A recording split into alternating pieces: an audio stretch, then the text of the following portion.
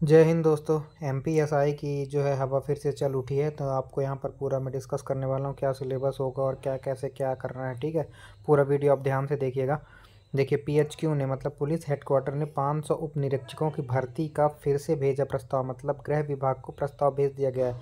हालांकि अभी तक गृह विभाग की मंजूरी नहीं मिली है। ठीक है, पिछली बार भर्ती कब हुई थी? 2017 में। तो कितने तो बेचारे बुढ़े हो गए हैं एसआई का इंतजार करते करते।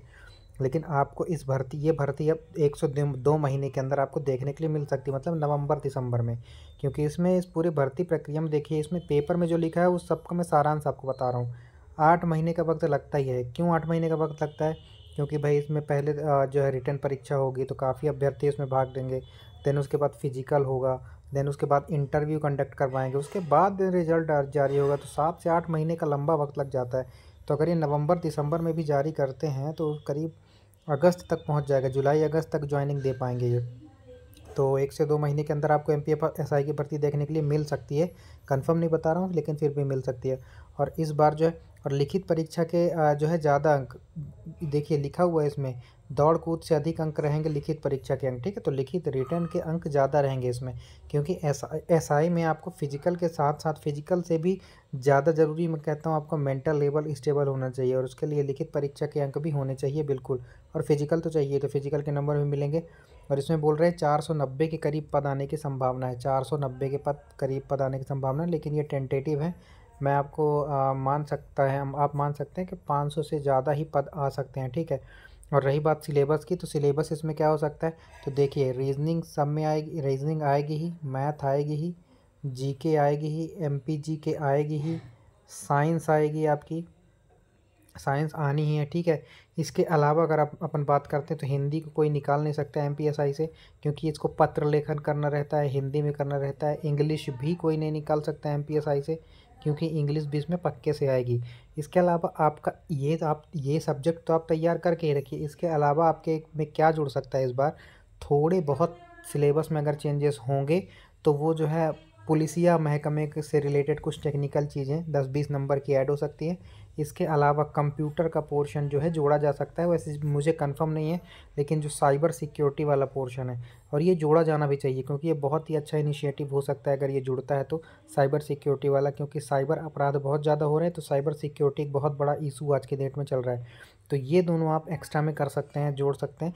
लेकिन आपको इनके भी तैयारी करनी शुरू नहीं करनी है। आपको कोर सब्जेक्ट पढ़ने हैं, math, reasoning, Hindi, GK, science, MP GK और इंग्लिश। ये कोर सब्जेक्ट हैं और ये आएंगे ही एमपीएसआई में, कोई नहीं हटा सकता। एक महानुभाव की वीडियो देख रहा था मैं कि वो बोल दिए कि हिंदी हटा देंगे। अरे हिंदी हटा ही नहीं सकते, पत्राचार करना रहता है एमपीएसआई, कैसे हिंदी हटा देंगे भाई? तो हिंदी आनी ही है, और मैक्सिमम वेटेज रखेगा। यूपीएसआई में हिंदी आती है, हर एसआई में हिंदी परीक्षा क्यों रखी जाती है?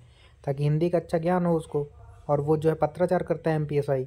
और निगेटिव मार्किंग की जहाँ तक बात है, तो अभी तक निगेटिव मार्किंग के बारे में कोई भी चर्चा नहीं किया गया है। ठीक है, तो नेगेटिव मार्किंग मुझे नहीं लगता कि हो पाएगा।